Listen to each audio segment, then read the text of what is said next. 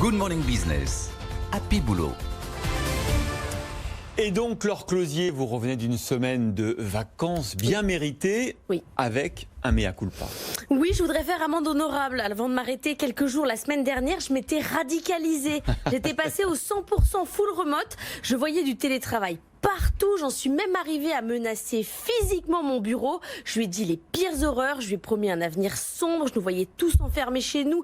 Les plus chanceux auraient transformé le local poubelle en espace de coworking. J'étais partie trop loin, mais c'est pas de ma faute. C'est à cause de Facebook, de PSA et des autres là, à annoncer des mesures chocs. Moi, je perds le sens de la mesure. Du coup, ça m'a fait du bien, une pause pour réfléchir.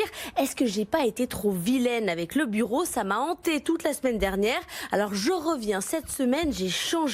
Je suis plus calme, je promets que je serai gentille et d'arrêter avec le tout blanc ou le tout noir. Je vous propose la vision catalogue. Pour l'aménageur d'espace Steelcase, l'avenir de l'organisation du travail sera sous forme de catalogue. Une entreprise devra offrir une variété de lieux de travail, un siège social, des places en coworking chez vous, explique Serena Borghero, elle est responsable communication chez Steelcase. Ce qui n'exclut pas d'ailleurs que tous les espaces soient le reflet de la culture de la boîte. Steelcase ou d'autres pourraient très bien proposer de réfléchir à l'aménagement des espaces partout où ils sont et pas seulement à votre bureau officiel. Alors qui va choisir si Michel reste chez lui 1, 2 ou 3 jours? Est-ce qu'on va passer au régime du choix? Le choix de qui? De Michel ou de sa boîte? Pour les experts, l'entreprise proposera une palette de possibilités, pose son cadre, ses règles et dedans le salarié compose. Quelle est votre organisation du travail? Ça sera la nouvelle obsession des salariés.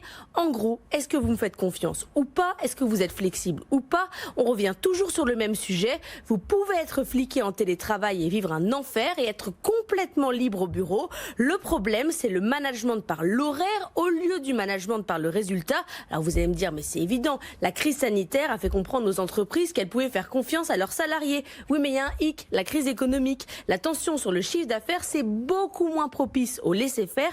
Conclusion, vous allez très certainement encore aller au bureau pour qu'on vous flique en vrai, en chair et en os.